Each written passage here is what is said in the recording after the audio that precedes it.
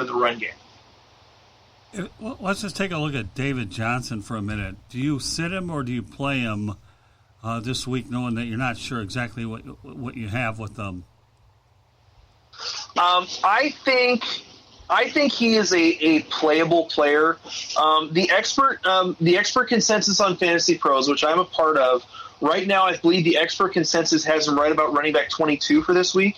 I am a little more optimistic. I understand that he's going up against a defense in the Buccaneers that is one of the top defenses against running backs.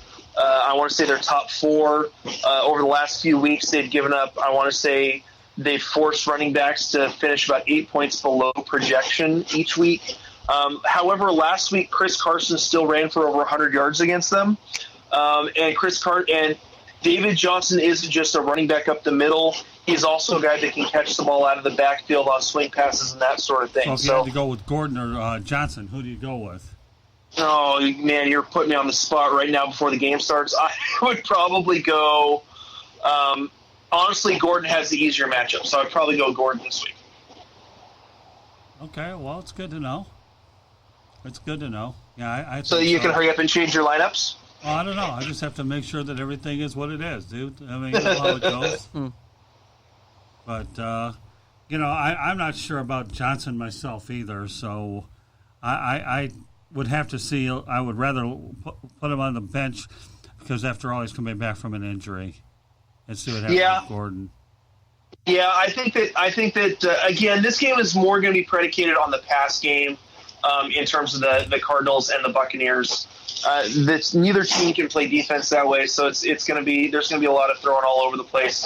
And again, I think that Johnson could get involved in the passing game, which he is very good at catching the ball out of the backfield, and has, in past years with Bruce Arians as the coach, has lined up in the slot as well. So we'll kind of see how that goes. So yeah, it's funny, Ryan. Me and Scott were talking pre-show, and if you're going recency bias, I guess you can go with Gordon because while he had 80 yards, it was on 20 carries last week, but that could be a sign that he's poised to break out. Maybe new offensive coordinator there, given that Ken Wisenhunt's not there anymore.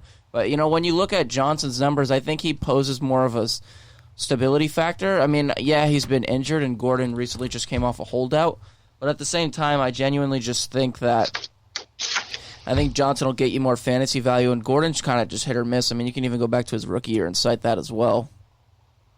Yeah, that could be. Well, Gordon, I understand Gordon didn't score a touchdown in his rookie year, and he's never had, I don't believe he's ever had a yards per carry above 4. He might have had that last year. But when he is most effective, it's when he's catching the ball out of the backfield. And Oakland's defense has been terrible against pass-catching running backs. I think that Eckler and Gordon could be in for very good games tonight in the Thursday Night Football game against the Raiders. The Raiders' defense, for the most part, has basically been like water through a sieve, giving up points to everyone. And so in terms of going up against running backs, the Raiders have been pretty even. They give up about a player's projection over the last 4 to 5 weeks. So I still think that Gordon has the better matchup than Johnson this week. It's not so much that I think that Gordon is better. I think the matchup plays out better for Gordon than it does for Johnson. Well, that's usually how things are done. Yeah, I'm a little bit nervous about Johnson because we haven't seen him in full action for a while, so you don't know whether some of those carries are going to be divided with Kenyon Drake, too, the guy they brought in. Now, I mean, if you had this matchup a week later, then you consider putting Johnson in, but I think people are still not sure whether he's going to be up to what David Johnson's capabilities are. Yeah, I've done a good job talking myself out of the matchup. I don't know. Go figure.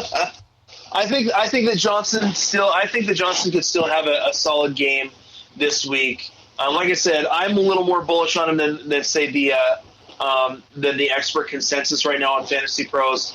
I think it's a toss-up. I think I actually have them ranked back-to-back this week. So, yeah, I don't know. So you still think Gordon's a safer choice? I think because of the matchup, Gordon's probably the safer choice. You had a question? No, I was just pointing out, what I said to him is that, I agree with you in that assertion regarding Gordon, but at the same time, I just think given that Gordon has, I mean, he's not terrible as far as catching the screen goes and, getting, yards in the air, but I think Johnson's just shown he's a little bit more, adept at doing both simultaneously. But at the same time, I mean, you really can't go wrong with one of these picks. I mean, me and Scott were talking, I told him to go David Johnson, but, you may have just convinced me otherwise. Yeah, maybe based on the matchup. I would feel better about Johnson a week later, not now.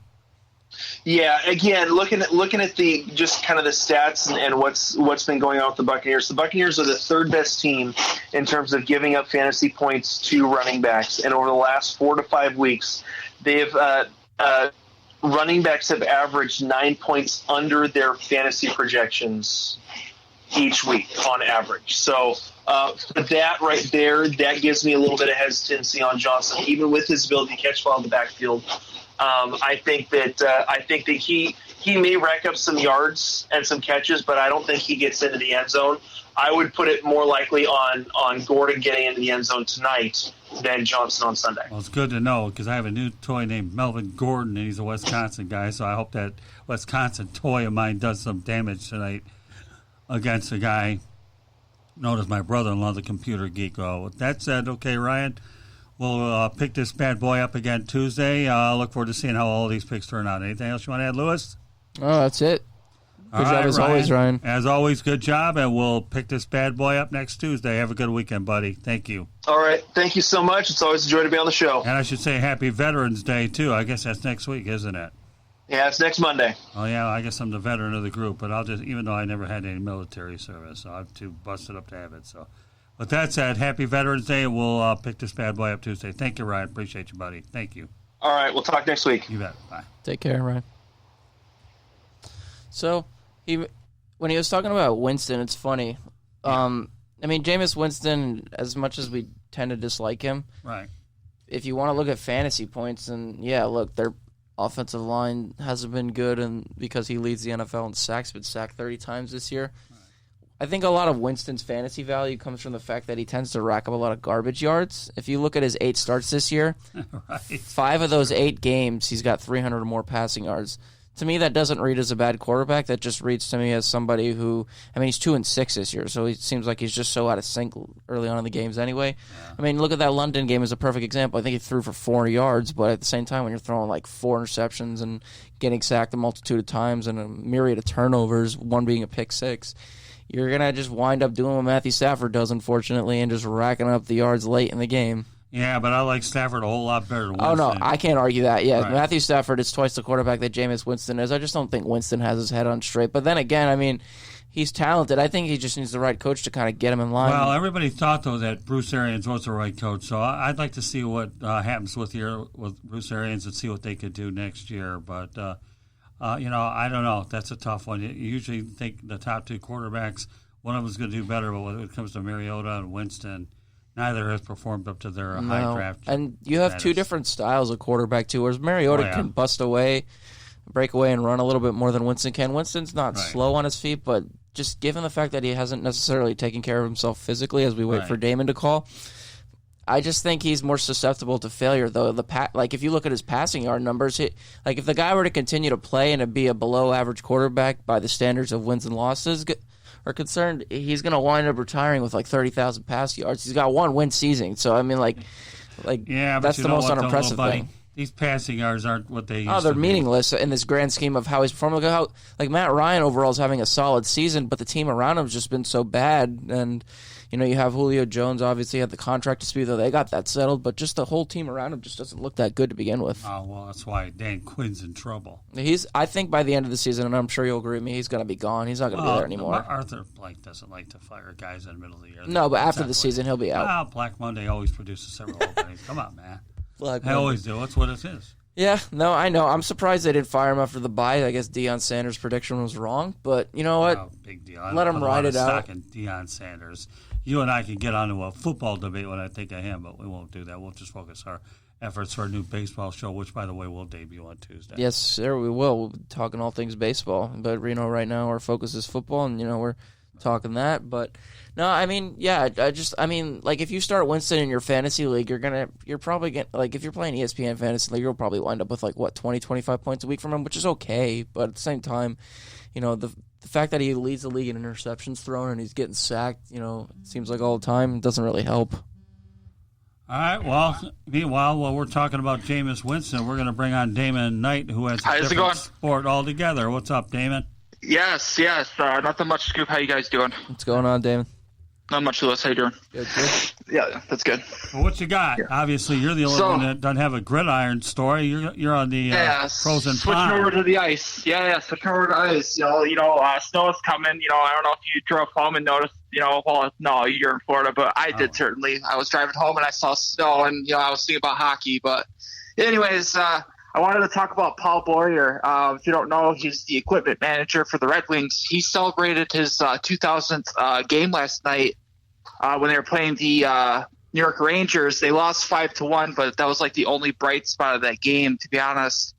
And he spent 26 years with the Wings, spent 1 year with the Devils, and the MSG crowd had the audacity and the privilege to celebrate Boyer and his accomplishments. So it was a great gesture by them. Oh, so they were classy, huh? Good for them. Yes, they're very classy. And I was like, that's the way to do it. So yeah. Yeah, it's amazing too.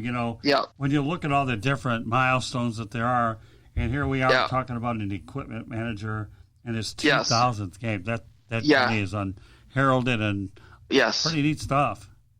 Yeah, and you look at him, you're like, there's no way you've been here 26 years and you've done that for that long. He doesn't look the age. But yeah, it's awesome. It's pretty cool to see. Those guys don't get that type of recognition. Do you know what I mean? Like, when you turn on a hockey game, you're not thinking about like the equipment manager or whatever. You're thinking about the players. They get so much spotlight, and these guys, they work so hard to make sure that their sticks are ready for their players. The skates are sharpened nicely. Everything is in line to their liking, and so it's such a great job to have. If you're an average Joe like me, wanting to do that, if you want to do that, or if that's your aspirations. But yeah, it's pretty cool to see. Yeah, I mean, unfortunately, the Red Wings are having a tough year. The last few years for Boyer haven't been very good, but the guy does have some Stanley Cup hardware with him because of his rings. Yes, I believe 4 or 5 of those exactly. So that's crazy. So kudos to him. And I'm pretty sure he's going to be working many more in the future. Hope so. What has he only been through? 3 or 4 coaches? Yes, about that. Yeah. Well, you got Blashill, you have Babcock. Scotty Bowman, Dave Lewis, if I'm recalling right. Yes. Yeah. So that's a tremendous list of coaches to be involved with, and so hopefully he can bring out more success as well as games that he's worked, and I'm pretty sure that he'll do that. Sure. So, any other observations about the Red Wings? Obviously, they're really having problems. They can't score. Yeah. Not even competitive right now. Yes. Yeah. Andreas Anthony had his first goal against Nashville, the one in, I believe the only goal. He's minus 16 for the season, which is terrible. I've heard trade rumors involving him and Mantha. Maybe if they go to different teams, they can work on their talent and showcase their talent more to get more involved. You never know. We just traded I forgot his name. Got traded. Jakob Delarose for Fabry to the St. Louis Blues. I like that idea. I like it. I hope it works out. The guy's had 2 knee surgeries, and so if he manages to stay healthy, kind of like Blake Griffin with his situation, it could be a big upgrade for us and our team going forward. Yeah, the goaltending situation I thought was a little bit better than it looks like. Bernier and Howard are both having difficulties now. Yeah, Howard, I believe this was the second time that he was pulled in back-to-back games in his career. Or in back-to-back games he's been pulled this season, and it's unusual. I'm not used to seeing that, but when it comes to Bernier, I feel like that would be the most likely of the two to do that. But we're struggling so much, and